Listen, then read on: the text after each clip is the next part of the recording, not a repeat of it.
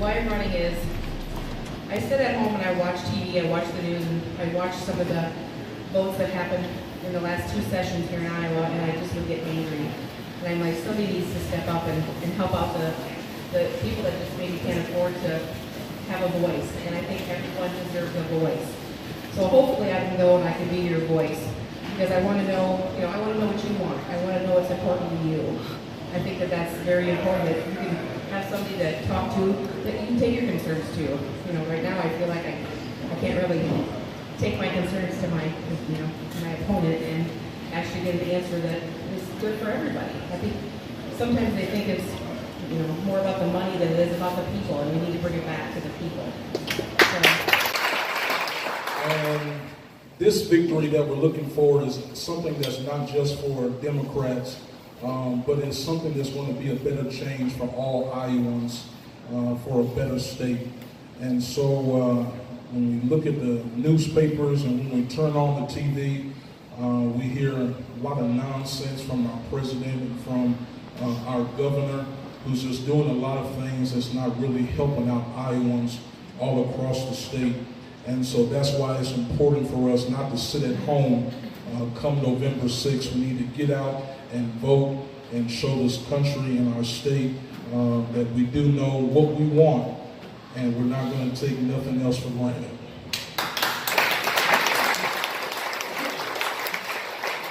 I'm here again representing Deidre Desir tonight, and Deidre's first introduction to campaigns was through her grandmother in the state of Mississippi when she worked in county elections.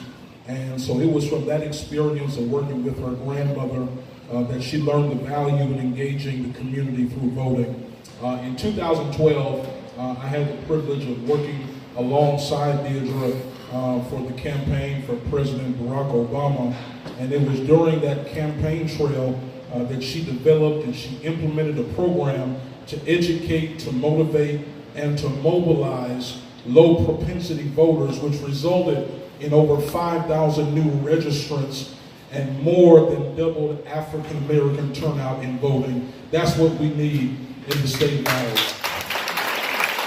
Running from the top, our folks running for Congress, Abby and Cindy and JD and Dave Loebsack, all the way down to the folks I've met running for county office, folks stepping up to run for county supervisor, county treasurer, and especially our folks running for the legislature. And I think we've got this great group of folks from the top on down because everyone is concerned about something they're seeing in our state. Fred Hubble talked about last year at the end of the legislative session, he made the decision that he was going to run for governor in part because of things that he'd seen the legislature do. Rob Sand, who's our candidate for state auditor, is running because he wants to make sure that our taxpayer dollars are watched very closely and guarded. You just heard about Deidre Desir, our candidate for Secretary of State, who, frankly, one of the things the legislature did, they're making it harder for folks to vote because they don't want us to win. One of the reasons I'm running for Secretary of Agriculture is I don't want to see Iowa become a place where our big cities, our urban areas, have a lot of economic promise and hope for young people, while our small towns and rural areas struggle. And for that to be the case, we've got to have a strong ag economy.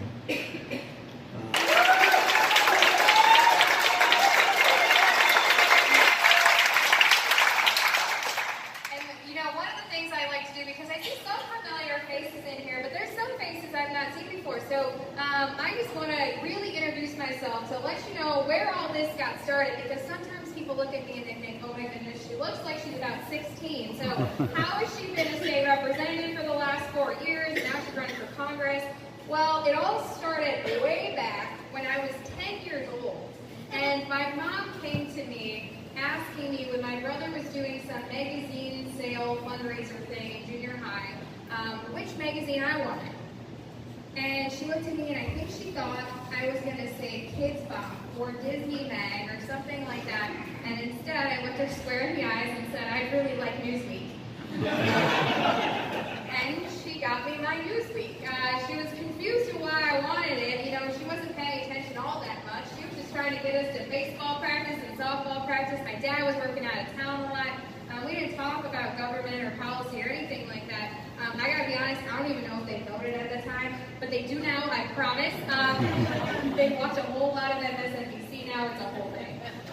But anyway, they got it for me, and then it was absolutely my favorite thing. When that came in the mail, I would devour it the day that it came, and then on Saturday nights, I'd go to church with my grandparents and my aunts and uncles, and my mom was one of 8, so it was a very big family. And we'd all go to church together and then walk home to my grandparents' house and all have dinner.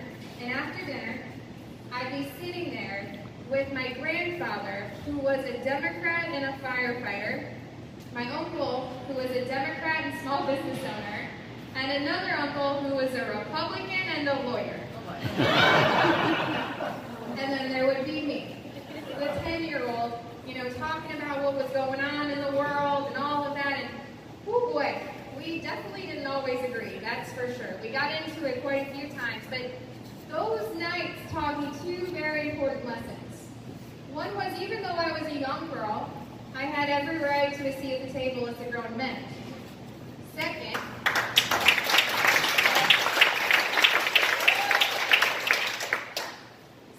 was even though we would disagree, and oh boy would we, we would leave and we would hug each other, say love ya, and can't wait to see you next week.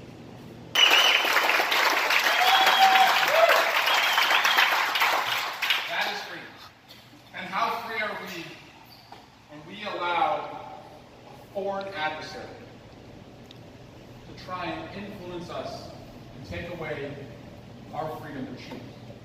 Are we more free? Are we more free if we have an independent commission and we use unity among Republicans and Democrats as an antidote to say, not here, not in our country, we're going to find out how they did it, who was responsible, and we're going to unite as we have in prior crises to make sure this doesn't happen again? That's freedom. That's standing up for our country. We can do that, Delaware County. And we're so close to election day. It's about 47 days, is that what it is? 46. 46? Not that I'm counting. 46. I wrote the legislation to have an independent commission after Russia attacked us.